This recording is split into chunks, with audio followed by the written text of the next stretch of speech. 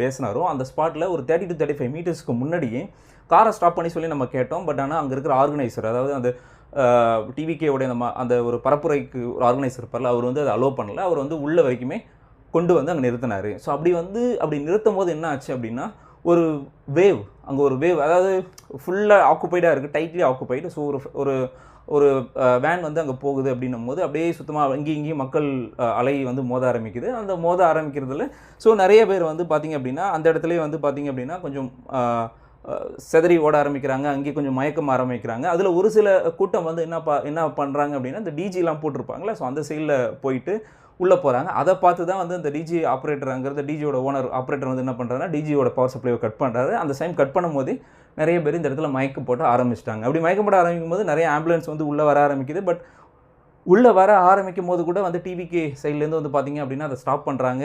அங்கே ஒரு சின்ன ஒரு சண்டைகள்லாம் நடக்குது அப்படின்றத பற்றி அவர் பேசியிருக்காரு.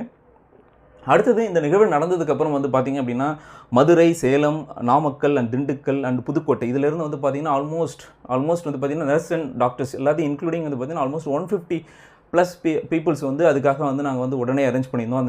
அந்த நிகழ்வுலேருந்து நிறைய பேர் வந்து பாதிக்கப்பட்டிருந்தாங்க, நிறைய பேர் வந்து சம்பவ இடத்துல உயிர் போயிருந்தது, நிறைய பேர் காயப்பட்டிருந்தாங்க. எல்லாத்தையும் வந்து ரெக்கவர் பண்ணுறதுக்காக நாங்கள் வச்சுருந்தோம் அப்படின்றத சொல்கிறாரு. அதேமாதிரி வந்து பார்த்திங்கன்னா அந்த ஹாஸ்பிட்டலில் வந்து ஒன்லி 200 பெட்ஸ் மட்டும் தான் இருந்தது. அடிஷ்னலாக ஒரு 400 பெட்ஸ் வந்து நாங்கள் அரேஞ்ச் பண்ணி அதை வந்து ஆர்கனைஸ் பண்ணியிருந்தோம் அப்படின்னு சொல்கிறாரு.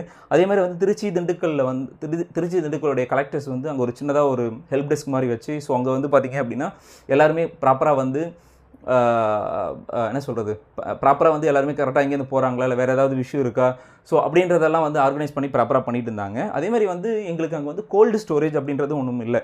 ஸோ அதனால் வந்து பார்த்திங்கன்னா அங்கே இறந்தவர்கள் ஒரு பக்கம் வந்து பார்த்திங்கன்னா ஃபேமிலி சைட்லேருந்து ப்ரெஷர், சீக்கிரம் வந்து என்னுடைய ஃபேமிலி யார் பாதிக்கப்பட்டிருந்தாங்களோ அவங்கள வந்து சீக்கிரமாக எங்களை ஹேண்ட் ஓவர் பண்ணுங்கன்னு சொல்லி ஒரு பக்கம் ப்ரெஷர். இன்னொரு பக்கம் வந்து அங்கே கோல்டு ஸ்டோரேஜ் இல்லை. அதெல்லாம் நாங்கள் வந்து பார்த்திங்க அப்படின்னா அன்றைக்கி நைட்டே வந்து ஒரு அரௌண்ட் வந்து ஒரு 1:40 AM ஸ்டார்ட் பண்ணி அடுத்த நாள் வந்து பார்த்திங்கன்னா 1:40 PM நாங்கள் அந்த உடல் கூராய்வு வந்து முடிச்சிட்டோம். அதை போஸ்ட்மார்ட்டம் ரிப்போர்ட்டை வந்து கம்ப்ளீட்டாக முடிச்சு அவங்களுக்கு ஹேண்ட் ஓவர் பண்ணிட்டோம். ஸோ அப்படின்றத வந்து பார்த்திங்க அப்படின்னா அடுக்கடுக்காக எல்லாத்தையும் சொல்லியிருக்காரு. ஃபைனலாக அதுலேருந்து என்ன சொல்ல வராரு அப்படின்னா, ஸோ இதுக்கு முக்கிய காரணம் வந்து பார்த்திங்க அப்படின்னா டிவிகே உடைய கட்சியும் அதோடைய தலைவரும் தான் காரணம்.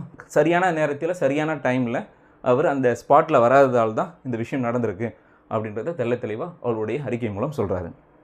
சொல்லி முடிச்சதுக்கப்புறம் வந்து பார்த்திங்க அப்படின்னா, ஸோ ஏடிஎம்கே சார்பாக எடப்பாடி பழனிசாமி அவர்கள் வந்து ஃபஸ்ட்டு பேச ஆரம்பிக்கும் போது நிறைய அவங்களுடைய திமுக உடைய மேல்கள் எல்லாமே வந்து பார்த்திங்கன்னா ப்ராப்பராக வந்து என்ன சொல்கிறது, அவரை சொல்ல விடலை, நிறைய வந்து அப்போஸ் பண்ணுறாங்க. இன்னொன்று ஒரு சில சொன்ன விஷயத்தையும் வந்து பார்த்திங்கன்னா சட்டசபையிலேருந்து எடுக்க சொல்கிறாங்க, அதாவது வாபஸ் வாங்க சொல்கிறாங்க. ஸோ அதனால்